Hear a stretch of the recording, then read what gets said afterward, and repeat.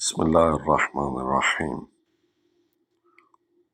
آئیے تو سورہ اخلاص کی آیت تلاوت کرتے ہیں۔ یہ مکی صورت ہے اور اس کی 4 آیات ہیں۔ اخلاص اس لیے کہتے ہیں کہ اس میں خالص اللہ پاک کا ذکر ہے۔ قل، قاف کو موٹا کر کے پڑھنا ہے۔ قل یعنی حرف حلقی ہے یہ۔ هو اللہ، ہو یہ سینے سے نکلے گا، ہا کی آواز۔ قل ہو اللہ، اللہ کو موٹا کر کے پڑھنا ہے، پر پڑھنا ہے یعنی۔ ہو احد، جو ہا ہے یہ ہا حلوے والی، اس کو ہم نے جو ہے کیا کرنا ہے، ہلکی خا پڑھنا ہے۔ تو یہ پہلی آیت ہماری مکمل ہوئی ہے۔ قل ہو واللہ احد، یہاں وقف کر رہے ہیں کیونکہ آیت ختم ہو گئی ہے۔ دوسری آیت ہے اللہ، اللہ، اس کو بھی موٹا پڑھنا ہے کیونکہ لام سے پہلے جو الف ہے اس پر زبر ہے۔ اگر زبر ہو پہلے لام سے پہلے تو اس کو پر پڑھا جاتا۔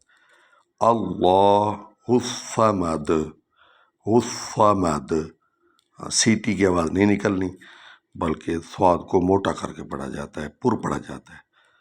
صمد، اس پر بھی رکنا ہے کیونکہ آیت ختم ہو گئی ہے۔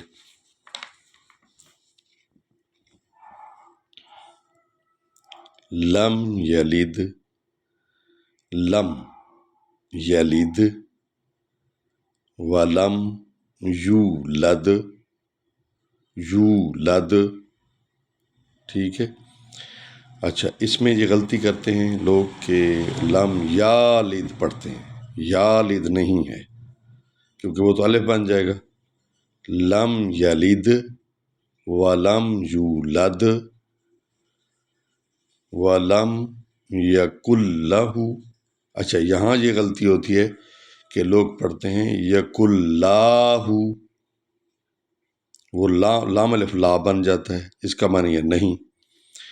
وَلَمْ يَكُنْ لَهُ، کون بھی نہیں پڑھنا کیونکہ نون مجزوم ہے، اس پر جزم ہے، اور لام جو ہے اس پر شد ہے، تو شد والے حرف کی طاقت زیادہ ہوتی ہے، لہٰذا ہم جزم والے حرف کو چھوڑ دیں گے، شد پر جائیں گے۔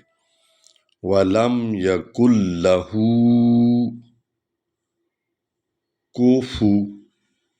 کفواً، کفواً بعض لوگ پڑھ جاتے ہیں تو وہ غلط پڑھتے ہیں، کفواً نہیں ہے، کفواً احد، کفواً احد۔ تو آئیے دوبارہ اس کو پڑھتے ہیں۔ بسم اللہ الرحمن الرحیم۔ قل هو اللہ احد، اللہ الصمد، لم یلد ولم یولد ولم یکن لہ کفواً احد، صدق اللہ العلی العظیم۔ دعا ہے کہ اللہ تعالی ہم سب کو صحیح قرآن مجید پڑھنے، سمجھنے اور اس پر عمل کی توفیق نصیب فرمائے۔ والسلام علیکم